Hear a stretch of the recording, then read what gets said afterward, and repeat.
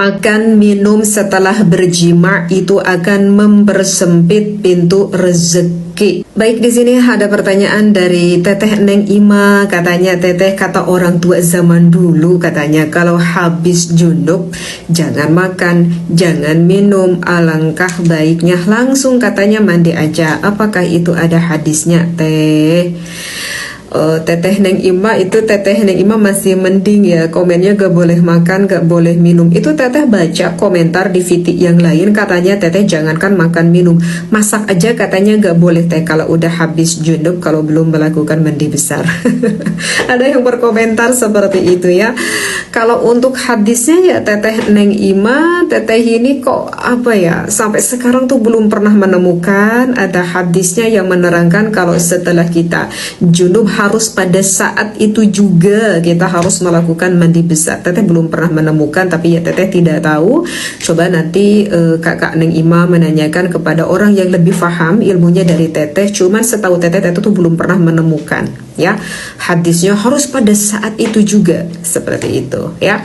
Cuman kalau yang Teteh ketahui ya seperti ini ya Teteh, di dalam kitab Tuhfatul Ahwadi, Sayyidina Amr ini meriwayatkan bahwa Rasulullah Sallallahu Alaihi Wasallam itu memberikan ruhsah, memberikan kemudahan bagi kita yang sudah melakukan mandi besar, kita kelaparan, kita kehausan, tetapi tidak sempat melakukan mandi besar pada saat itu dikarenakan berbagai alasan ya Teteh Neng Ima. Maka kata Rasulullah, ada rusuh, tidak apa-apa, silakan kalau makan aja, pengen minum aja, berarti kalau mau masak boleh-boleh. Seperti ya Teteh. Cuman diajarkan oleh baginda Rasulullah, bersihkan dulu areanya, lantas setelah itu berwudu. Agar apa? Agar menghilangkan hukum kemakruhannya itu. Ini hadis riwayat Tirmidzi ya, dan hadis ini menunjukkan akan diperbolehkan. Meskipun kalau menurut Imam Zarnuji, Teteh membaca di dalam kitab Ta'limul Muta'alim, ya sebaiknya segera gitu. Kenapa? Karena kalau tidak segera itu akan mempersempit pintu rezeki seperti itu ya, kalau misalkan kita melihat dari adab etika. Jadi Teteh Neng Ima, kalau misalkan ya kita nggak mungkin gitu ya mandi pada saat itu juga, ya kita berwudu aja dulu, bersihkan areanya ya. Itu yang diajarkan oleh baginda Nabi Muhammad Shallallahu Alaihi Wasallam.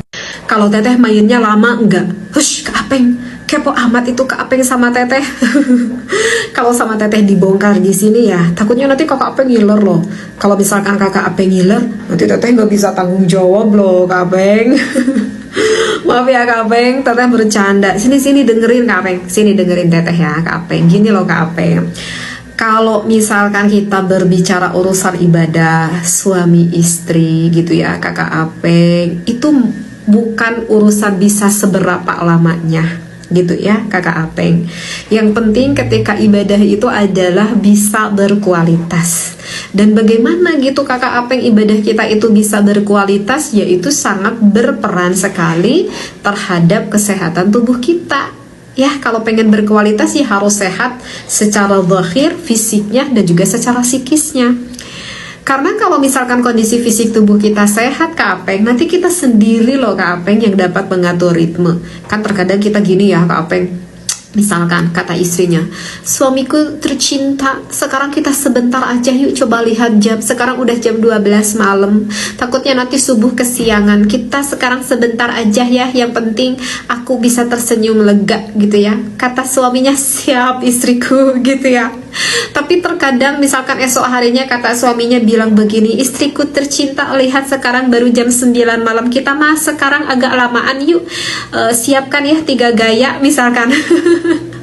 Karena kemungkinan nanti subuhnya nggak akan kesiangan, kata istrinya, siap suamiku.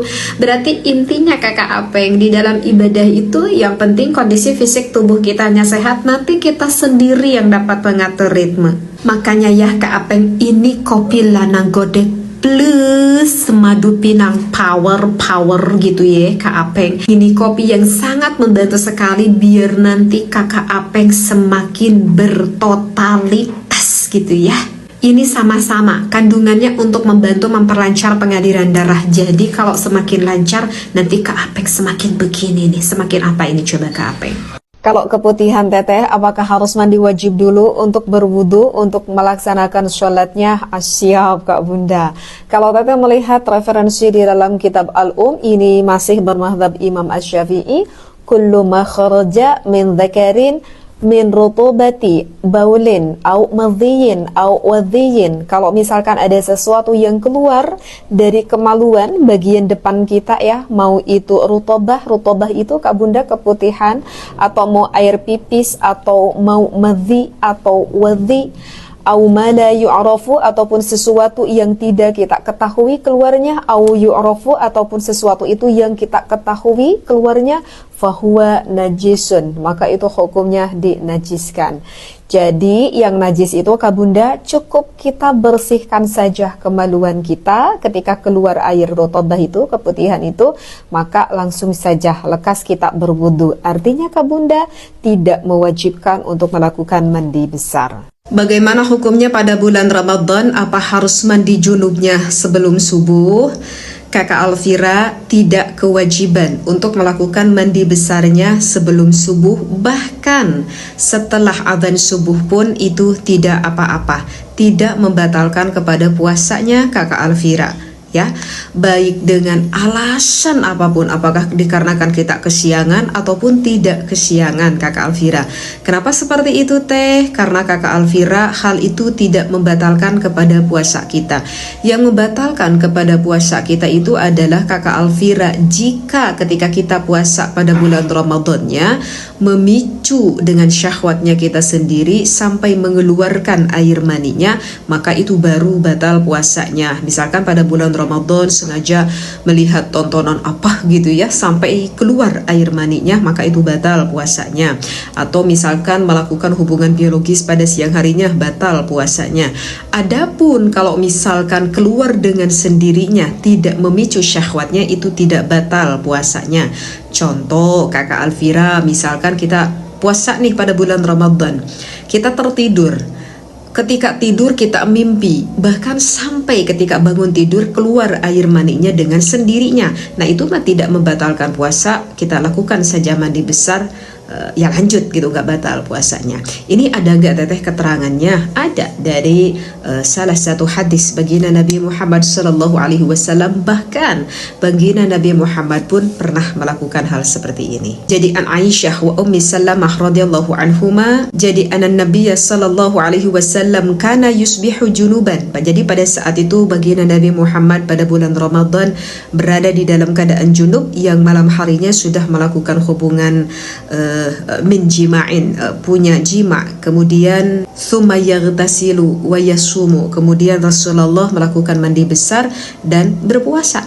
Dan pada saat itu melakukan mandi besarnya setelah terdengar adzan subuh. Kemudian kelanjutan dari sana wala yaqdi, dan bahkan Rasulullah pun tidak mengqadai puasanya. Berarti ya ini menunjukkan kalau puasanya itu syah.